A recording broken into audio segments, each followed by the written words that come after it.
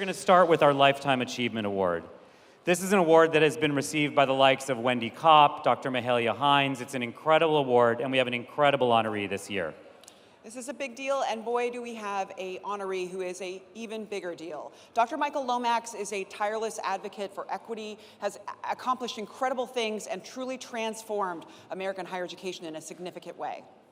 Please join us. We have a wonderful video now. Michael's life is really centered in education. Dr. Lomax's work has been indispensable to the progress of HBCUs. He's a catalyst, working to help students overcome the financial obstacles of getting a college education. A lifelong champion for education and social and economic mobility. Seeing my grandfather's work and impact has definitely inspired me. To understand Dr. Lomax, one has to situate him in his family. The 6 Lomax children. His father was an attorney. His mother was a journalist. They viewed the newspaper as a force for social change. So they were involved in politics. When Dr. King came out to Los Angeles, he came to our home. We picked him up from the hotel, my mom and I. When the bus boycott began in Montgomery, that was a story she had to go and cover. She shut down the paper and took 6 kids to rural Alabama. That's how I got here to this college, to the educational experience that transformed my life. Morehouse College, 1964.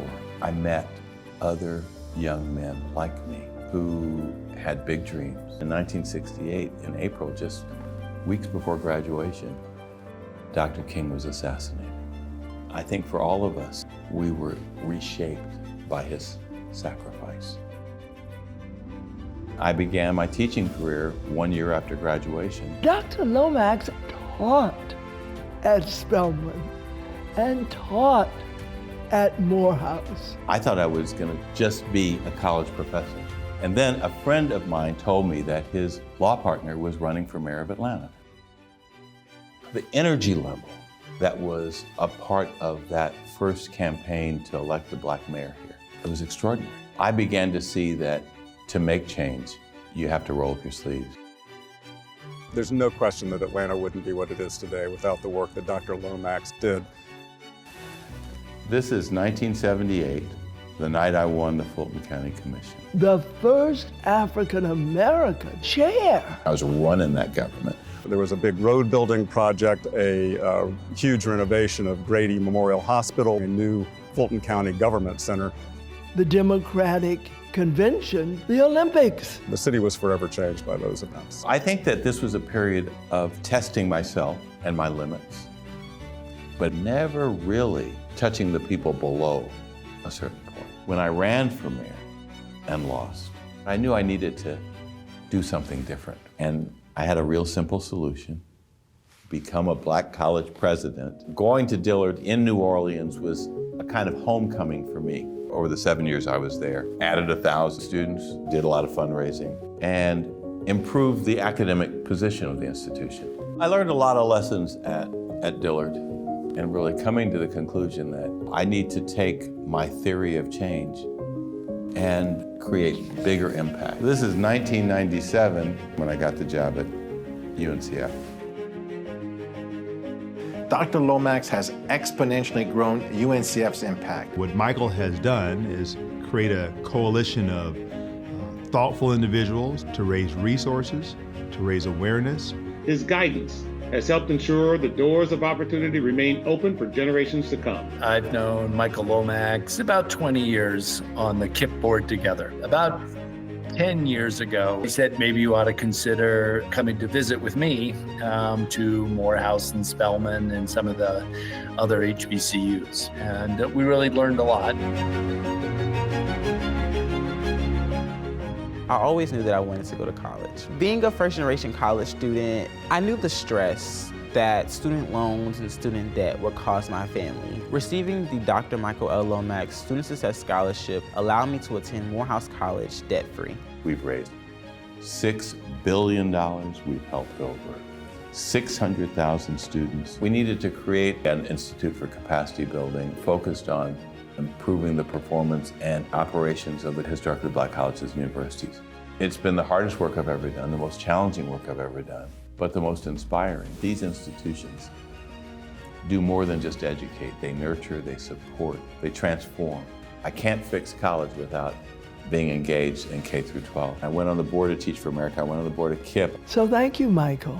Thank you. Thank you Thank you. Thank you. for the work you do to increase access to education and opportunities. You have not only shaped institutions, you have shaped lives. I'm very thankful to Michael and think he's an incredible innovator on many fronts, but in particular in terms of building bridges. People like Dr. King would be proud. What a lifetime of achievement it's been. Congrats on getting this Lifetime Achievement Award. I feel like finally I'm doing the work I'm meant to do. My favorite quote from Frederick Douglass is that education is the pathway from slavery to freedom. It was for him, and it is for me.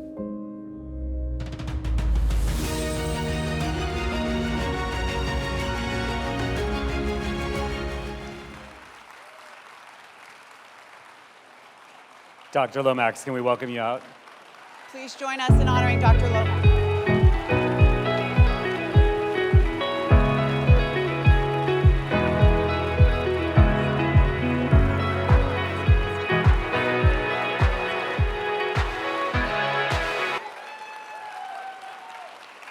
Good evening. I asked him to put this here because I was going to read a little something, but I don't think I can read anything. That was very moving. Who was that guy, that old man with the beard? This has been a wonderful experience to be here at this convening.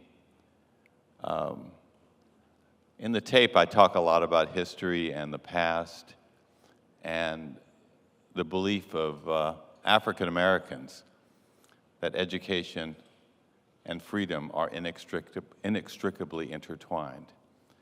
And it's that belief that built colleges and schools and institutes in the years preceding and following the Civil War. Those historically black colleges took a people who had no opportunity for education and gave them the basics of literacy and numeracy. That work has continued for nearly 2 centuries. And it's not complete today. There's still so much work to do in this country and around the world to give people that pathway to freedom that education provides. This conference teaches us that there are new tools to accelerate our vision of opportunity for all. And sometimes those new tools seem terrifying, scary, alien. But you know, if we embrace them, if we learn to make them tools for good, for liberation, for democratization of education, they'll open up the world for all of us. Education is not something that is zero-sum. It's expansive. And so I believe that this conference has reminded me, and I hope all of us, that education and technology, when they're combined, can open up the world for so many more. I received this wonderful gift in behalf of all the people who have worked so hard to make the dream of education for African Americans at historically black colleges and universities a reality. It is not complete today, but we've made so much progress. And working with all of you as partners, I know that we can advance those goals and make that belief that education is the pathway to freedom even more of a reality for our nation, for disenfranchised communities, and for those around the world who dream of a better life and want the tool of education to help them achieve it. Thank you, and God bless you all. Our 2025 Lifetime Achievement Award winner, Dr. Lomax.